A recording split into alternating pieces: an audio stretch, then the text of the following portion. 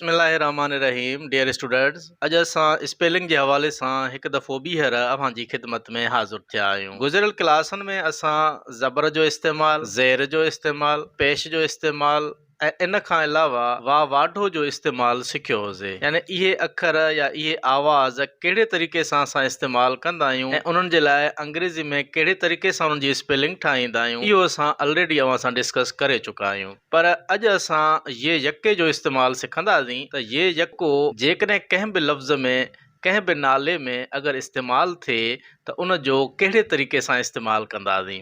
यानी इन ये यके जे लाइ छा जो इस्तेमालु थींदो, अंग्रेज़ी में इन जे लाइ कहिड़ा अखर इस्तेमालु थींदा ऐं उहे कहिड़े तरीक़े सां इस्तेमालु थींदा, अॼु असां उहो सिखंदासीं। पर क्लास शुरू करण खां पहिरीं असांजी अव्हांखे गुज़ारिश आहे त जेकॾहिं अव्हां अञा ताईं असांजे चैनल खे सब्सक्राइब नाहे कयो त हींअर ई सब्सक्राइब करियो ऐं बेल आइकन खे बि प्रेस करियो त जीअं हर अचण वारी वीडियो अव्हां ताईं पहुची सघे। यादि रहे त हर सुठी ॻाल्हि सवाबे जारिया में शामिल आहे। जेकॾहिं तव्हां हिन वीडियो खे पंहिंजे लाइ बि फ़ाइदेमंद सम्झो था त पंहिंजे दोस्तनि सां ऐं मिटनि माइटनि सां बि शेयर कयो त जीअं वधि खां वधि दोस्त इन मां फ़ाइदो हासिलु करे सघनि। जेकॾहिं वीडियो पसंदि अचे त इन ते कॉमेंट्स ऐं लाइक ॾियणु न विसारींदा। सो हलूं था पंहिंजे क्लास जे तरफ़ में। ये यके जो मुख़्तलिफ़ तरीक़े सां असां इस्तेमालु कंदा आहियूं। ही वाहिद उहो अखर आहे जंहिंजो स्पेलिंग जे हवाले सां काफ़ी इस्तेमालु आहे। पर इन में असां सम्झूं था अॼु त कहिड़े तरीक़े सां इन जो इस्तेमालु कंदासीं।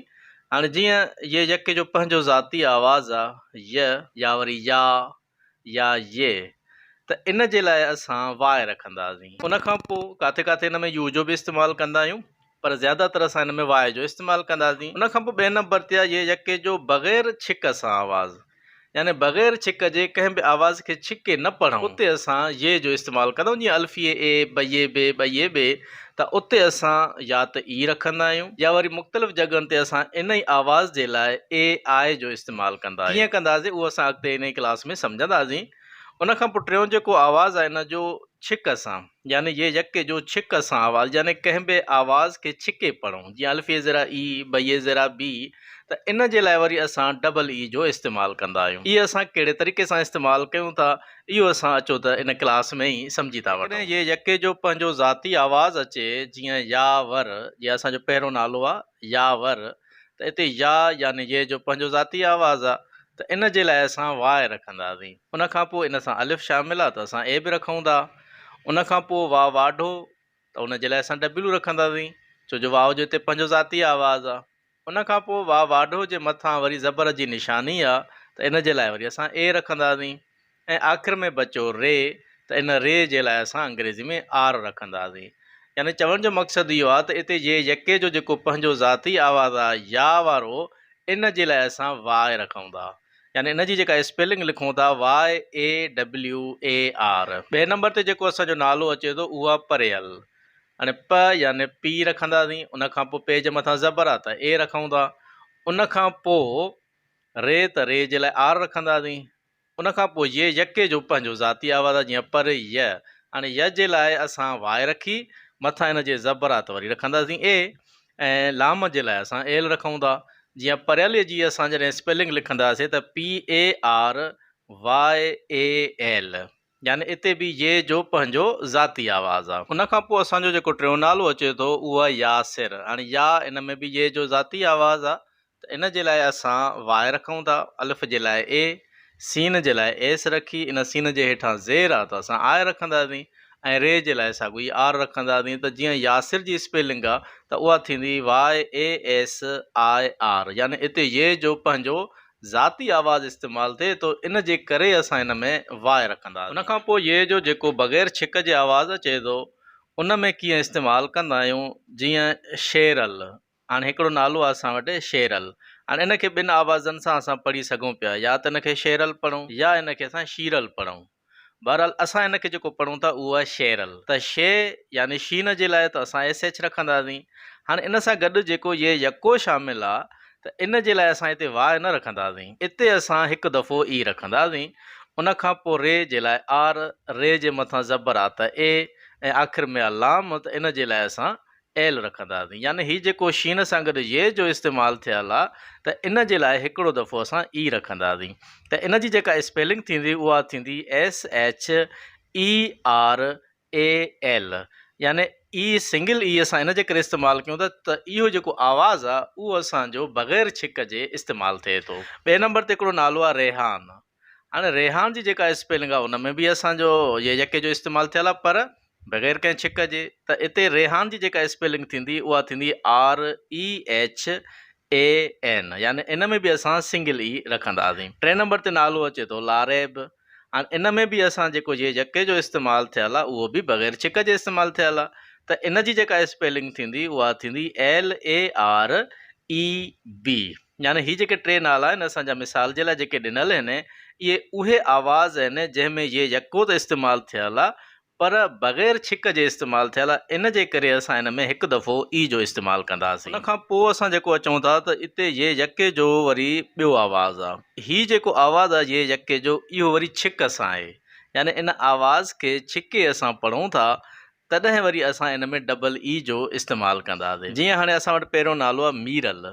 हाणे मी यानी इन लफ़्ज़ खे असां छिके पढ़ूं था चाहे निशानियूं हुजनि या न हुजनि, यानी मीमीअ ज़ेरा मी जो आवाज़ु अचे थो त इते असां डबल ई इस्तेमालु कंदासीं। यानी मीरल जी जॾहिं स्पेलिंग थींदी उहा थींदी MEERAL। डबल ई छो था रखूं? छो जो हिन आवाज़ खे छिके पढ़ूं था मी, त इन जे लाइ डबल ई रखंदासीं। उन खां पोइ ॿियो नालो आहे समीर। समी यानी इन में बि असां ये खे छिके पढ़ूं था त इन जी जेका स्पेलिंग थींदी उहा थींदी SAMEER। उन खां पोइ टियों नालो आहे असांजो फरीद। हाणे फरीद में बि असां रे ऐं ये खे छिके पढ़ूं था त तॾहिं असां इन जे स्पेलिंग में बि डबल ई जो इस्तेमालु कंदासीं, जीअं FAREED। यानी हीअ जेके टे नाला असां मिसाल में ॾिना आहिनि त इहे उहे आवाज़ आहिनि जिन में असां ये यके जो इस्तेमालु कंदा आहियूं पर छिक सां कंदा आहियूं। इन जे करे असां हिन में डबल ई जो इस्तेमालु कंदासीं। उन खां पोइ सिंगल ई जे आवाज़ में ई यानी बग़ैर छिक जे जेको ये यके जो इस्तेमालु कंदा आहियूं आवाज़ उहो साॻियो ई आहे पर उते सिंगल ई जी जॻह ते असां वरी AI जो इस्तेमालु कंदासीं। यानी चंद नाला असांजा अहिड़ा आहिनि जिन में असां ई जी जॻह ते AI इस्तेमालु कंदासीं। मिसाल तौरु जीअं ज़ैन। हाणे ज़ैन हालांकि इन ये खे छिकियूं त कोन था पर इन में असां ई न रखंदासीं, हिते असां AI रखंदासीं। कीअं? त ज़ैन जी जेका स्पेलिंग थींदी उहा थींदी ZAIN। बजाए जो ZEN लिखूं इहा स्पेलिंग इन जी ग़लति आहे त असां लिखंदासीं ZAIN।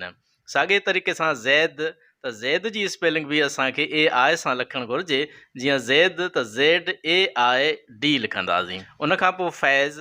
फैज़ में बि असां AI जो इस्तेमालु कंदा आहियूं, जीअं FAIZ।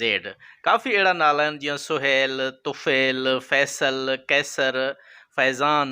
इहे अहिड़ा नाला आहिनि जंहिंमें असां ई त नथा रखूं पर उते असां AI जो इस्तेमालु कंदा आहियूं। उन खां पोइ ये यके जो हिकिड़ो अहिड़ो इस्तेमालु बि आहे जंहिंमें असां जेकॾहिं ये यको मुंड में अचे जीअं यासिर, यावर, यासीन त इते असां वाए रखंदासीं। पर जेकॾहिं ये यको कंहिं बि नाले जे आख़िर में अचे, कंहिं लफ़्ज़ जे आख़िर में अचे त उते असां वरी वाए न रखंदा आहियूं, उते असां IA रखंदा आहियूं। IA थोरो ज़हन में रखिजो त ये लफ़ या जे लाइ असां IA रखंदासीं, इते वरी काफ़ी नालनि में वाए न रखंदासीं। मिसाल तौरु जीअं अख़्तियार, त अख़्तियार जी जेका स्पेलिंग लिखंदासीं त AKHTIAR। यानी हिते अख़्तियार जे लाइ जेको आहे IA जो इस्तेमालु कयूं था, वाए जो नथा कयूं। उन खां पोइ सादिया। सादिया में बि स्पेलिंग जेका लिखंदासीं त SADIA। यानी हिते ये लफ़ या जे लाइ असां IA जो इस्तेमालु कयूं था। साॻे तरीक़े सां नादिया, त नादिया में बि असां NADIA लिखंदासीं। यानी हिते असां वाए जो इस्तेमालु नथा कयूं। यानी काफ़ी अहिड़ा नाला आहिनि जेकॾहिं ये यको आख़िर में अचे त उते असां IA जो इस्तेमालु करे उन्हनि जी स्पेलिंग लिखंदा आहियूं।